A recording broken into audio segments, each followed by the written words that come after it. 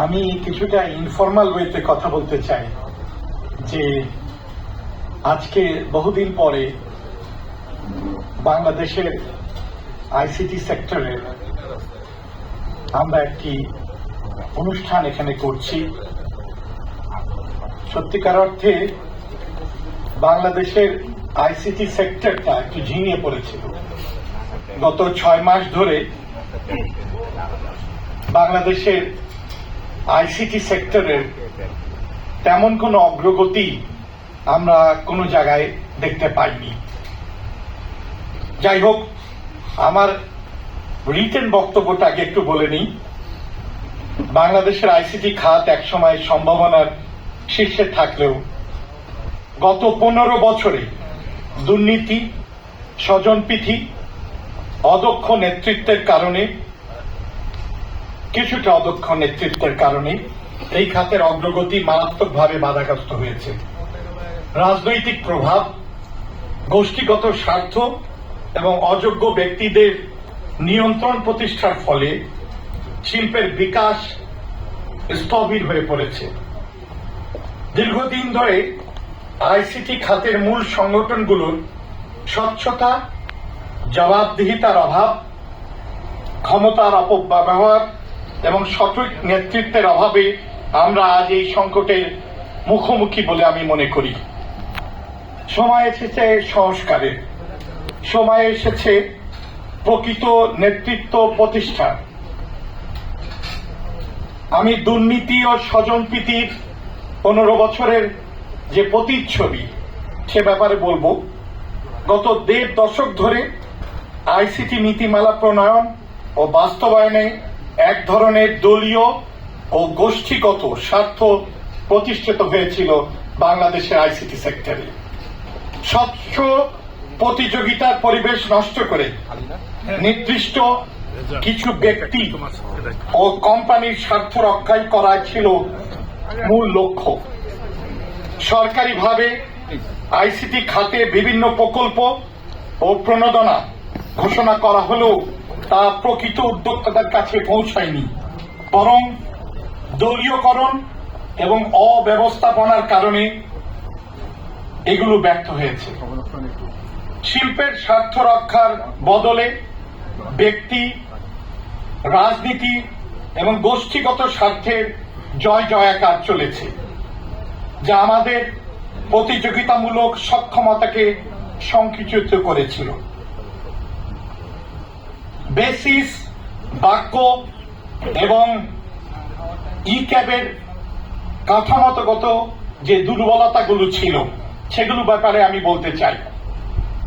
বাংলাদেশের আইসিটি শিল্পের নেতৃত্বের দায়িত্বে যেসব সংগঠনের হাতে, সেগুলোর কার্যকারিতা নিয়ে এখন প্রশ্ন উঠেছে।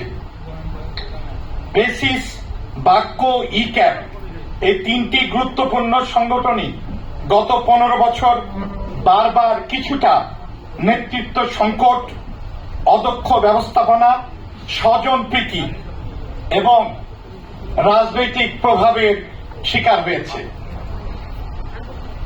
বেসিস সম্বন্ধে আমি বলতে চাই, Bangladesh association of software and information services basis দেশের আইসিটি এবং সফটওয়্যার খাতের সবচেয়ে বড় সংগঠন হলেও এটি সময়ের সঙ্গে তাল মিলিয়ে পরিবর্তিত হতে পারেনি।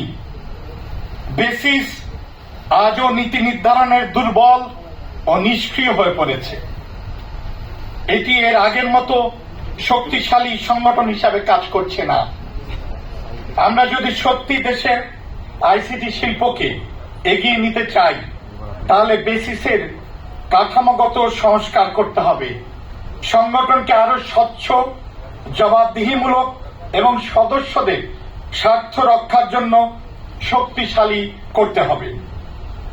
বাক্য বিপিও কল সেন্টার শিল্পের প্রধান সংগঠন হিসাবে Bangladesh association of call centre and outsourcing গুরুত্বপূর্ণ ভূমিকা অতীতে পালন করার কথা ছিল, কিন্তু এই সংগঠনও গত কয়েক বছর এর নেতৃত্ব সংকট, অনিয়মের শিকার এবং ব্যক্তিগত স্বার্থ উদ্ধারে একটি সংগঠনের পরিণত হয়েছিল।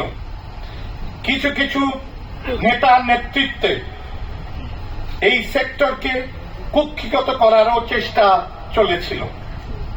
নীতি নির্ধারণ ও বাজার সম্প্রসারণে বাকো কার্যকর ভূমিকা নিতে পারেনি। এর ফলে বিভিন্ন আন্তর্জাতিক আউটসোর্সিং চুক্তি ও বিনিয়োগের সুযোগ হাতছাড়া হয়েছে, যার ফলে দেশের বিপিও শিল্প কাঙ্ক্ষিত গতিতে এগোতে পারেনি।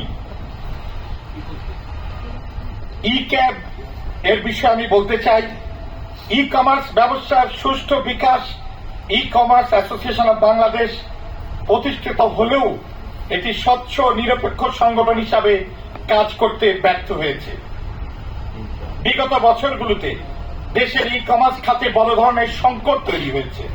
প্রতারণামূলক ব্যবসার সংখ্যা বেড়েছে, ভোক্তাদের আস্থা কমে গেছে এবং সরকারের কাছ থেকে অর্থ নিয়ে অর্থ আত্মসাতের সংগঠনে পরিণত হয়েছিল ই ক্যাব।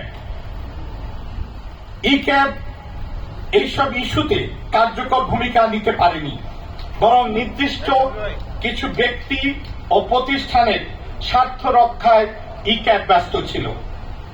এই সংগঠনগুলোর কার্যকর সংস্কার না হলে বাংলাদেশের আইসিটি ও আউটসোর্সিং খাত সত্যিকার অর্থে উন্নতি করতে পারবে না বলে আমি মনে করি। অভিজ্ঞ দক্ষ সিনিয়র নেতৃত্বের অনুপস্থিতি, দক্ষ ও অভিজ্ঞতা